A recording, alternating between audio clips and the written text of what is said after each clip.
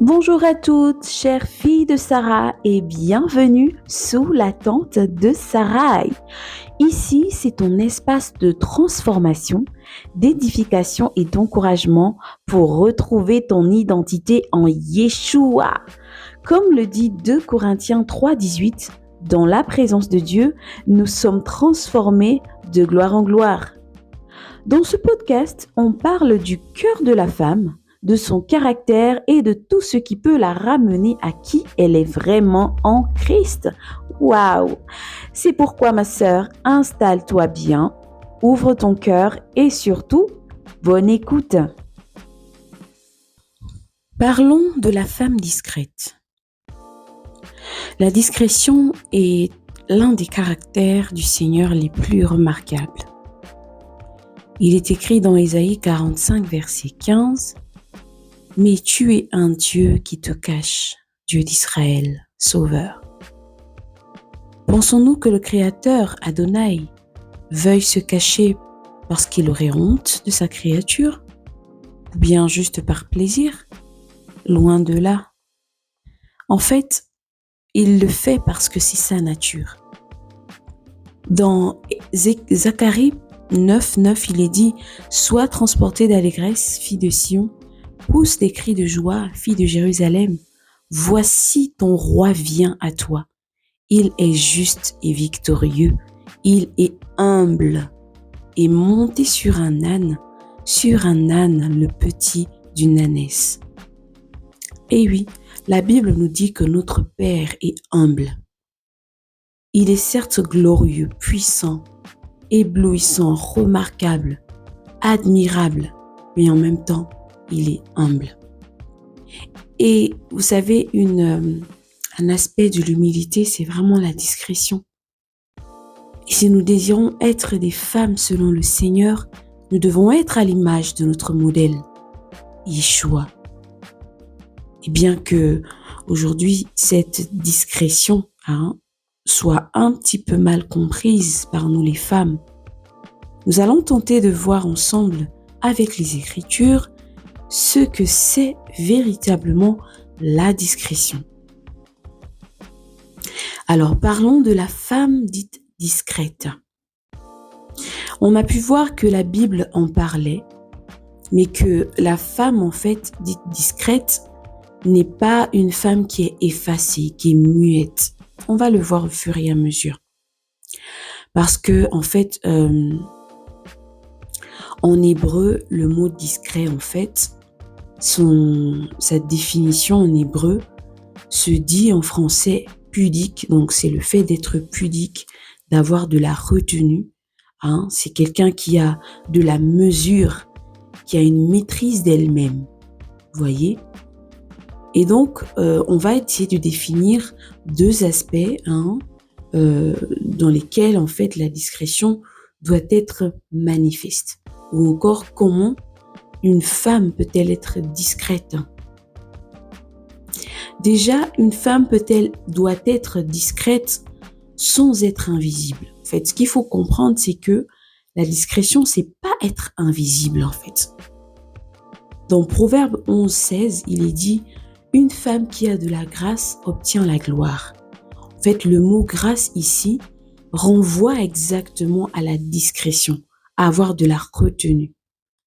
Donc, la femme n'a pas besoin de crier pour exister. Sa force est tranquille. C'est pourquoi aussi, dans Proverbe 31, verset 26, il est dit « Elle ouvre la bouche avec sagesse ». Donc, cette femme dite discrète, c'est une femme déjà qui a de la retenue. Ça veut dire qu'elle parle, mais elle choisit le moment, elle choisit les mots. C'est le contrôle de soi qu'elle manifeste. C'est pas l'invisibilité. C'est pas le fait de se taire à jamais. Donc, j'espère vraiment que c'est clair, en fait, par rapport à ce point. La discrétion, c'est pas être invisible. C'est pas se taire à jamais. Non, on l'a vu dans ces deux passages qu'en fait, le Seigneur, quand il parle de la femme discrète, il parle du fait qu'elle ait de la retenue, qu'elle parle avec sagesse. Le deuxième point, en fait, le deuxième aspect, c'est que la femme discrète, elle est centrée sur l'intérieur. Donc, elle met son attention, elle travaille sa beauté intérieure, son état intérieur. Et on le voit justement dans 1 Pierre 3,4 qui nous parle de la parure intérieure et cachée du cœur. La Bible dit la pureté incorruptible d'un esprit doux et paisible. Donc, la femme discrète, elle ne joue pas un rôle pour être vue. Pas comme on voit aujourd'hui beaucoup de femmes qui ont l'apparence de discrétion, mais qui intérieurement sont orgueilleuses, sont montées sur des grands chevaux, sont, comment on dirait, elles se montrent intérieurement. Non, non, non. Sa beauté ne dépend pas du bruit autour. C'est une femme qui est stable. Voyez un peu? C'est pourquoi vous allez remarquer que dans le chapitre 7 de Proverbes, au verset 11, on nous dit que la femme brouillante, elle est sans retenue.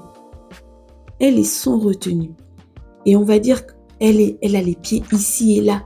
Elle ne reste pas sur place. Non.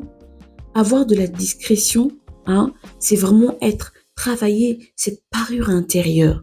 Ce comportement, de la retenue, de la sagesse intérieure.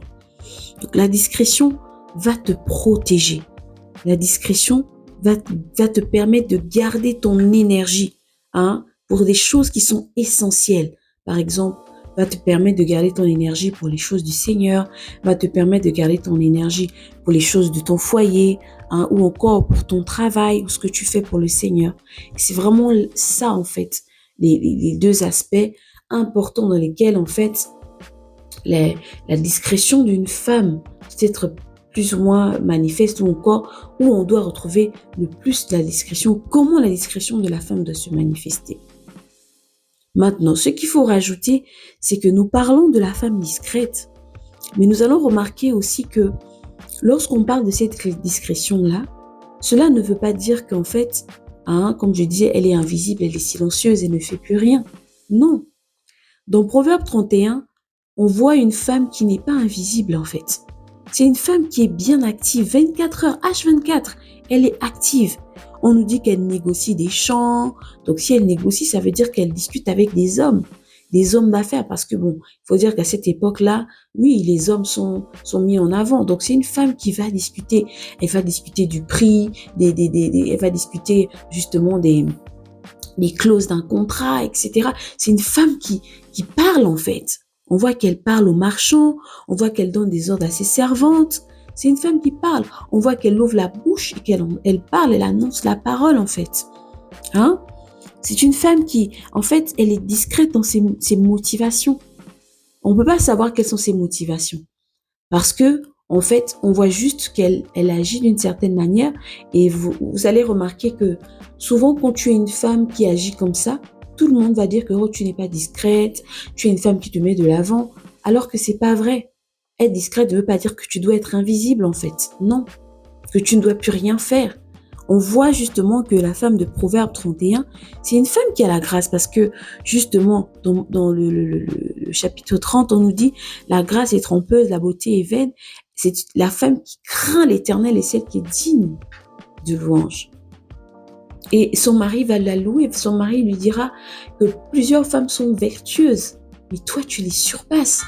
Donc on voit vraiment que c'est une femme qui a la grâce en fait. C'est une femme qui déborde de talent et tout, mais on ne nous dit pas qu'elle a un mauvais témoignage, non, au contraire. Son action, son témoignage est loué aux portes. Et on voit justement en fait qu'elle n'est pas invisible, elle ne se tait pas. Non, quand il faut parler, elle parle. Voilà. C'est une femme qui ne cherche pas la scène, elle ne cherche pas à se mettre en avant, mais elle fait ce qu'elle doit faire. Elle sait ce qu'elle fait et elle le fait bien. Dans les limites qu'elle peut poser, elle le fait. C'est une femme qui investit dans ce qui reste, c'est-à-dire dans son caractère. C'est pas une femme qui est juste en train de, elle fait tout d'apparence. Non, elle bâtit son caractère intérieur. Elle bâtit sa personnalité intérieure par la discrétion. En pratique, qu'est-ce que ça donne? Pour résumer cette partie, être discrète, c'est savoir être grande. être élevée sans pourtant écraser les autres. Être discrète, c'est savoir briller sans pourtant impressionner les autres. C'est savoir parler sans blesser, sans salir les autres. C'est ça la force de la discrétion d'une femme. C'est ça la véritable discrétion, ma chère. Et oui, c'est pourquoi, chère fille de Sarah, être discrète doit toucher tous les aspects de notre vie. C'est pas juste sur un seul aspect, mais c'est tous les aspects de notre vie. Cela ne veut pas dire non qu'on doit disparaître, par exemple, on doit plus avoir de personnalité, on doit juste être des femmes vertueuses et puis bon voilà, dans notre façon de s'habiller, on s'habille comme on veut, dans notre façon de réagir, on réagit. Non, on va le voir en fait. Il y a 3 domaines dans lesquels nous devons être discrètes. Le premier domaine, c'est dans le caractère. On doit être discrète dans nos réactions. Proverbe 17, 27 le dit, « Celui qui retient ses paroles connaît la science. » Donc la femme discrète, elle ne répond pas à chaud. C'est pas une femme qui va être là, dès qu'on la pique un peu, elle commence à rebondir, elle réagit. Non, là, tu n'es pas discrète en fait. La femme discrète dans son caractère, dans ses réactions, quand on la pique, elle applique la parole. Et qu'est-ce que la Bible dit? La Bible dit, en fait, qu'une réponse douce calme la fureur. C'est dans Proverbe 15, verset 1. Une réponse douce calme la fureur. Donc, cette femme discrète a compris que je dois me gérer intérieurement. C'est une femme qui pèse ses réactions. C'est pourquoi justement, comme on l'a vu dans le Proverbe 31, verset 26, on a dit qu'elle ouvre la bouche avec sagesse. C'est pas une femme qui parle et qui dit tout et n'importe quoi, qui fait sortir des saletés, vraiment qui n'a pas de limite dans ce qu'elle dit. Non. En pratique, qu'est-ce que ça donne? Par exemple, avant que tu ne parles, que tu ne donnes une réponse, avant que tu ne postes une image, un texte sur tes réseaux sociaux, avant que tu ne réagisses à une nouvelle ou quoi que ce soit, il faut d'abord te poser des questions intérieurement. Tu dois te demander, est-ce que ce que j'ai entendu est vrai? Quel est le but pour lequel ça vient en moi en fait? Est-ce que c'est utile que je réagisse de telle manière?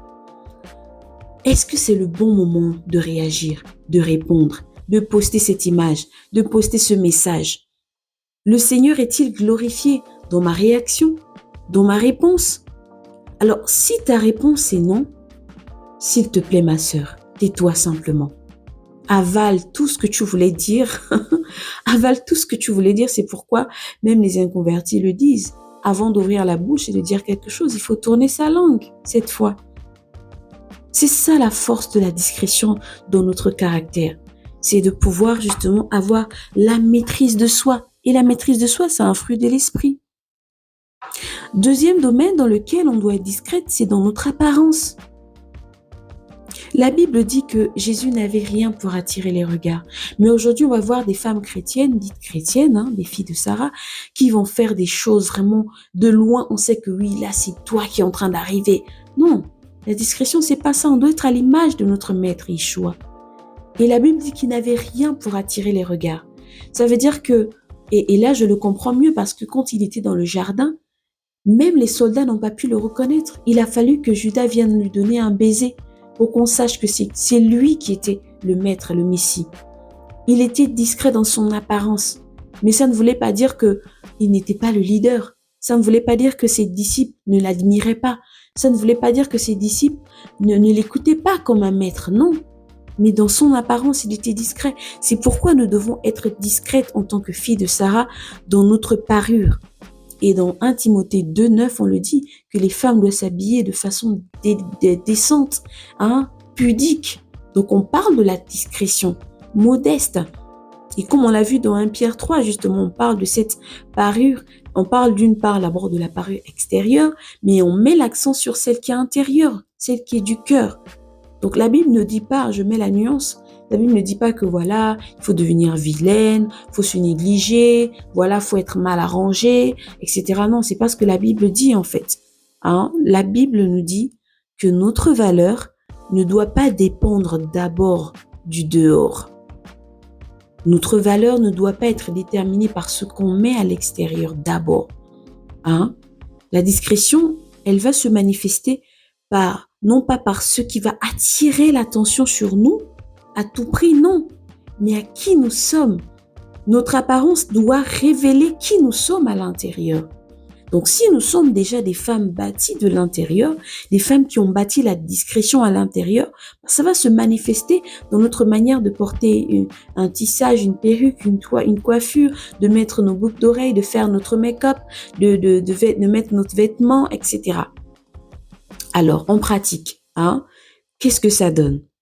Ça donne que ma sœur, quand tu vas t'habiller, quand tu vas mettre une paire de chaussures, tu vas mettre tes bijoux, etc., fais-le pour honorer le Seigneur. Fais-le en respectant les autres, pas pour provoquer, la convoitise, provoquer l'envie, la jalousie, montrer que oui, je suis la fille du roi des rois. On va voir aujourd'hui là de quoi je me chauffe, de quel bois je me chauffe, de quelle couleur je m'habille. On va le voir. Non, on ne se met pas en avant. La question qu'on doit se poser à chaque fois qu'on fait quelque chose qui a trait à notre apparence, est-ce que ce que je porte reflète l'identité intérieure que j'ai? C'est ça la bonne question, ma sœur. Et troisièmement, le troisième domaine dans lequel on doit être discrète, c'est la discrétion dans le service ou encore dans les œuvres. Vous voyez, dans Matthieu 6, la Bible nous dit que lorsqu'on veut faire notre offrande, on doit le faire discrètement. Pourquoi? Parce que notre Père voit ce qui se fait dans le secret et il admire cela. Mais aujourd'hui, comme on peut le constater sur les réseaux sociaux, c'est du m'as-tu vu? Tout ce que l'on fait aujourd'hui, j'ai même vu des personnes, elles sont en train de prêcher l'évangile et elles mettent la caméra en selfie en fait, en train de prêcher l'évangile pour montrer que là, je prêche l'évangile. Mais en fait, la Bible dit qu'une fois que tu le fais, à partir du moment où les gens commencent à t'admirer, que les gens disent « Waouh, mais vraiment, c'est vraiment une serviteur du Seigneur, c'est une servante de Dieu. Waouh, cette femme », dès que les gens commencent à t'admirer, tu as déjà perdu ta récompense. Parce que tu le fais, en principe, tu le fais pour le Seigneur.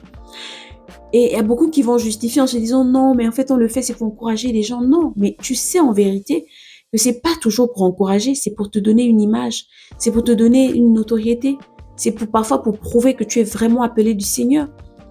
C'est pareil pour les aumônes, pour les actions sociales qu'on mène ici et là, quand on veut faire du bien aux gens. En fait, on ne pense même plus à la personne à qui on fait du bien. On voit aujourd'hui des femmes, des personnes, des serviteurs, des servantes, des gens qui font le bien, c'est-à-dire soi-disant en griffe, qui font le bien, mais qui ne pensent plus aux personnes en fait. C'est-à-dire que, en fait, quand je dis penser aux personnes, c'est penser à l'intégrité de la personne. Parfois, tu as en face de toi une mère de famille qui est dans un état vraiment, elle n'est pas bien arrangée, mais les caméras sont sur elle. Parfois, c'est un père de famille qui est dans le besoin, on va montrer comment on est en train de le nourrir, on est en train de lui donner des vêtements, ou on est en train de lui donner une somme d'argent. Non, mais ça doit se faire discret parce que c'est Dieu qui voit. Et même si pour certains, par exemple, qui disent non, en fait, on filme, c'est parce que on veut montrer aux gens que vraiment on doit faire le bien, on ne prend pas l'argent des gens pour nos propres besoins, c'est pour l'œuvre du Seigneur. Oui, il n'y a pas de souci. C'est bien de le faire, mais vous pouvez aussi prendre ces personnes qui ont peut-être participé et puis dans une réunion, vous faites le point. Vous faites le point, voilà, le Seigneur nous a emmenés à tel endroit, on a fait ci, on a fait ça. Mais on n'est pas toujours obligé de filmer les gens, de filmer les actions qu'on mène, qu'on pose. Et ça, c'est de l'indiscrétion. Beaucoup pensent que non, c'est le service pour le Seigneur. Non, le Seigneur a dit que tout ce qui, si tu as déjà été acclamé par les gens, admiré par les gens, mais tu as reçu déjà ta récompense. Donc ne t'attends plus par rapport à cette action-là, ne t'attends plus à avoir une récompense du Seigneur. La femme discrète, elle fait le bien sans tambour, sans sonner du chauffard. Et Proverbe 31 le dit. Quand on parle de la femme vertueuse, au dernier verset, on dit que ses œuvres la louent aux portes. Donc cette femme vertueuse, elle ne fait pas sa propre pub. Elle n'est pas au centre du buzz sur les réseaux sociaux. À chaque fois, le buzz, franchement, c'est terrible au le milieu chrétien. Et surtout les femmes. Un petit truc, oh oui, vraiment on m'a demandé la main, aujourd'hui je fais un vlog, etc. Oui, bon, c'est pas mauvais, je suis pas contre, mais c'est ta vie. Si le Seigneur t'a béni, il t'a béni, gloire au Seigneur. Ou si tu fais l'œuvre du Seigneur, fais l'œuvre du Seigneur. Mais vous allez voir, oui, je fais mon vlog, oui, je suis la fille bénie du Seigneur, etc. Mais après, on n'est pas surpris quand on voit les combats que certains chrétiens vivent. Voilà, en pratique, qu'est-ce que ça donne? Je l'ai déjà tellement dit, expliqué. C'est ça, sers le Seigneur, apprends à donner, travaille, fais le bien quand personne ne te voit. Fais-le pour le Seigneur, sans attirer les regards. Si Dieu voit ce que tu fais, c'est suffisant, ma sœur. Si le Seigneur a vu, il t'a demandé de faire une action, de poser une action, le Seigneur a vu, arrête-toi là si tu veux avoir une récompense dans le ciel.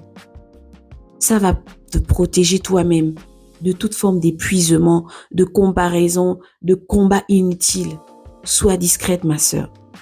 Et pour finir, Proverbe 31 dit « La femme qui craint l'Éternel sera louée ». La discrétion, ça commence à partir de là. Quand ta sécurité vient du Seigneur, tu n'as plus besoin de bruit pour exister. Tu peux être forte, comme la femme de Proverbe 31, mais aussi avoir de la retenue, comme 1 Pierre 3 le dit. Donc ne cherche pas l'approbation des hommes, ne cherche pas à plaire aux hommes, cherche à plaire à ton Créateur. Parce que lui-même qui a tout créé, regardez comment le monde est tellement beau.